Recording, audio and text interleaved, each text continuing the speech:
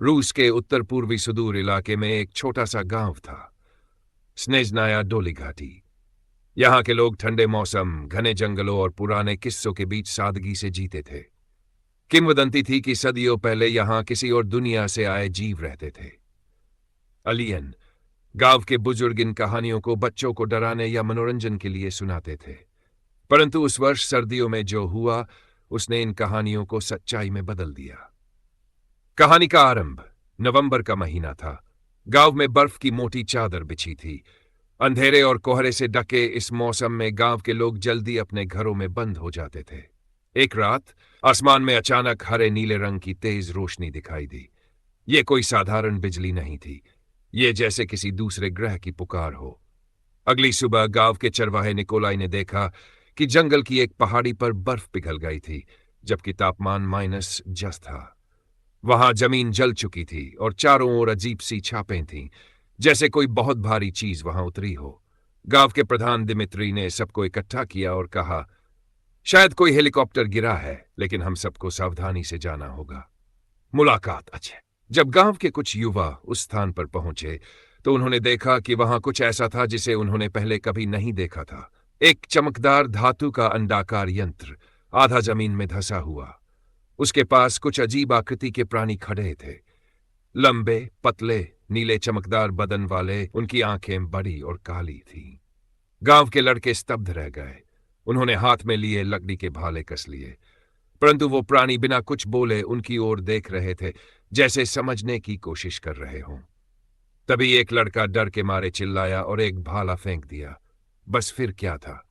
जैसे ही भाला उस यंत्र के पास गिरा, अलियन प्राणियों की आंखों से तेज रोशनी निकली और वह लड़का बेहोश होकर गिर पड़ा। संघर्ष की शुरुआत गांव में हड़कंप मच गया। लोग मान गए कि यह कोई बाहरी ताकत है। प्रधान ने तय किया कि गांव को बचाना होगा। उन्होंने एक सुरक्षा घेरा बनाया और सभी को पहरे पर तैनात कर दिया। अगली रात 3 गाय और एक बच्चा अचानक गायब हो गए। जंगल में बस नीले निशान और जली हुई बर्फ मिली। अब गांव वालों का गुस्सा उबल पड़ा। ये दानव हमारे बच्चों को ले जा रहे हैं, बुजुर्ग महिला वेरा चिल्लाई। हमें इनके खिलाफ लड़ना होगा। दिमित्री ने एक योजना बनाई। युवा लड़कों को जलते तीर, बारूद और पुराने राइफल्स से लैस किया गया। शुरू हुई मनुष्यों और अलियनों के बीच पहली लड़ाई। युद्ध का दृश्य। एक अंधेरी रात को गांव के 20-22 लोग पहाड़ियों की ओर बढ़े। जैसे ही पहुंचे, अलियनों ने उन्हें देखा। उनके हाथों से नीली पीली किरणें निकलती थी, जो पेड़ों को पल भर में राख बना देती थी। पर गांव वाले पीछे नहीं हटे। उन्होंने योजनाबद्ध तरीके से हमला किया। पेड़ों की ओट से तीर चलाए, बारूद के गोल फेंके। कुछ अलियन घायल हुए, कुछ ने अपने यंत्र की ओर दौड़ लगाई। वो यंत्र जैसे कोई जहाज था।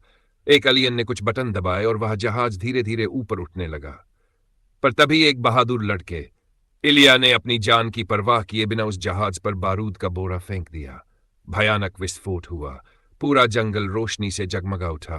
अलियन चीखे मारते हुए गिर पड़े। कुछ मर गए, कुछ भाग निकले। लड़ाई के बाद गांव में शांति लौटी। इलिया की कुर्बानी को सभी ने सलाम किया। उसकी याद में पहाड़ी पर एक स्मारक बनाया गया।